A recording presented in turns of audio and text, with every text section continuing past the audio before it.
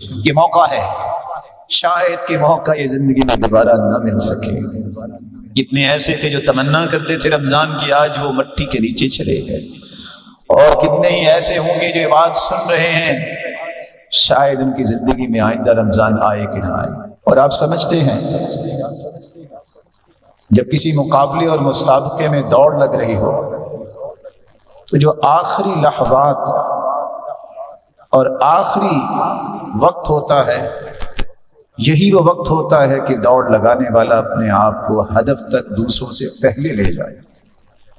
یہ وہ وقت ہوتا ہے جیت کا، اور یہ وہ وقت ہوتا ہے کامیابی اور کامرانی کو حاصل کرنے کا۔ تو بقیہ ایک دو دن جو ہیں ان کو غنیمت سمجھنا، یہ میری اور آپ کی خوش نصیبی اور سعادت ہے۔ کیسے اس کو غنیمت سمجھ سکتے ہیں؟ 3 کام عید کا چاند نظر آنے سے پہلے ہمیں مضبوطی سے تھام لینے چاہیے۔ سب سے پہلا کام، رسول اکرم صلی اللہ علیہ وآلہ وسلم نے جب سیڑھی پہ قدم رکھا تو آپ نے آمین کہا، پھر دوسری سیڑھی پہ قدم رکھا تو پھر آمین کہا، پھر تیسری سیڑھی پہ قدم رکھا پھر آمین کہا۔ صحابہ کرام نے سوال کیا، اللہ کے پیارے پیغمبر پہلے ایسا کبھی ہوا نہیں، آپ نے یہ جو آمین کہا ہے ہمیں سمجھ نہیں آئی۔ آپ نے فرمایا، میں جب پہلی سیڑھی پہ چڑھا، دوسری اور تیسری پہ، تو جبریل امین نے 3 دعائیں کی تھی۔ ایک دعا یہ تھی، اے اللہ جس کی زندگی میں رمضان المبارک کا مہینہ آ جائے اور پھر وہ اپنے گناہوں کی معافی نہیں لے سکا، اپنے گناہوں کو معاف نہیں کروا سکا، وہ گہرا جہنم میں جائے۔ تو آئیے، ابھی بھی یہ مبارک گھڑیاں اور ساعتیں موجود ہیں، کیا کرنا ہے؟ سیدنا ابوبکر صدیق رضی اللہ تعالی عنہ کو اللہ کے رسول نے طریقہ سکھایا، اور طریقہ کیا ہے؟ اچھا وضو کرو، لگا کے وضو کرو۔ من توضأ فأحسن وضوءه، جو وضو کرتا ہے اور خوبصورت وضو کرتا ہے۔ خوبصورت وضو سے مراد کیا ہے؟ میں ہاتھ دھو رہا ہوں، مجھے یہ یقین ہونا چاہیے کہ میرے ہاتھوں کے گناہوں کو اللہ نے دھو دیا ہے۔ دل لگا کے میں ہاتھ دھوتا ہوں، جلدی سے نہیں۔ میں جب اپنی انگلیوں کا خلال کرتا ہوں تو حدیث کی روشنی میں ان جگہوں میں چھپے ہوئے ناخنوں کے نیچے بھی جو گناہ ہیں اللہ اسے بھی معاف کر دیتے ہیں۔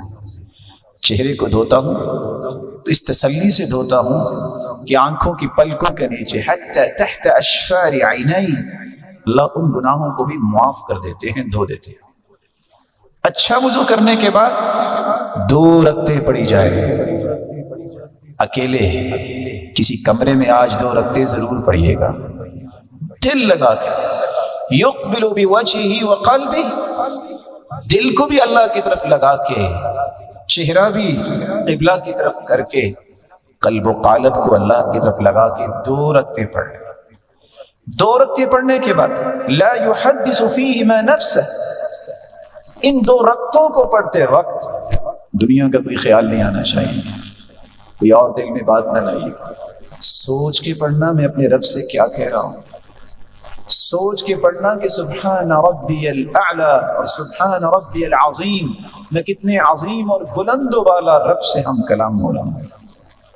2 رکعتیں جو ایسا پڑھ لیتا ہے، اللہ کے رسول صلی اللہ علیہ وآلہ وسلم نے 2 خوشخبریاں دی ہیں۔ 2 رکعتیں پڑھنے کے بعد ہاتھ اٹھائیے گا، سب سے پہلے اللہ کی تعریف کیجیے گا، پھر درود پڑھیے گا، پھر دل لگا کے اللہ سے دعا کیجیے گا، اور 2 مرتبہ یہ کلمات کہنا نہ بھولیے گا، رب اغفر لی، رب اغفر لی۔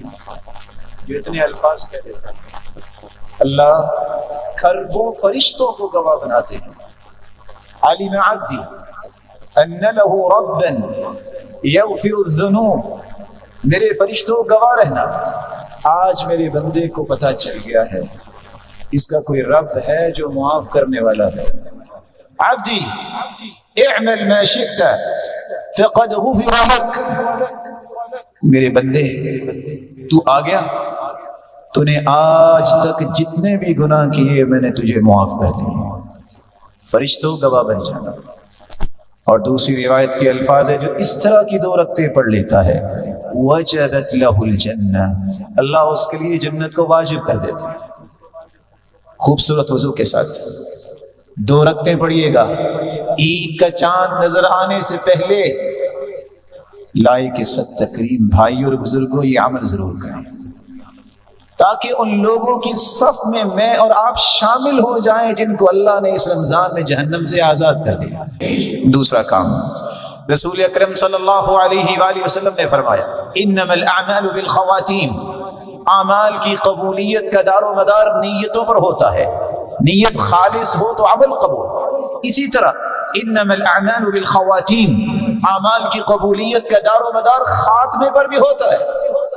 یہ باقی جتنے گھنٹے رہ گئے ہیں دوڑا دو اپنی سواریوں کو، کثرت سے قرآن پڑھو، کثرت سے دعا کرو، کثرت سے اذکار کرو، جب بھی موقع ملے اٹھ کے رکعتیں پڑھنا شروع کر دو۔ تیسرا اور آخری کام جو چاند نظر آنے سے پہلے آپ کو کرنا چاہیے، اپنے گھر والوں کو بھی اس کام پہ لگائیں کہ وہ بھی اپنے رب سے معافیاں مانگ لیں، اللہ کی رحمتوں اور برکتوں کو سمیٹ لیں۔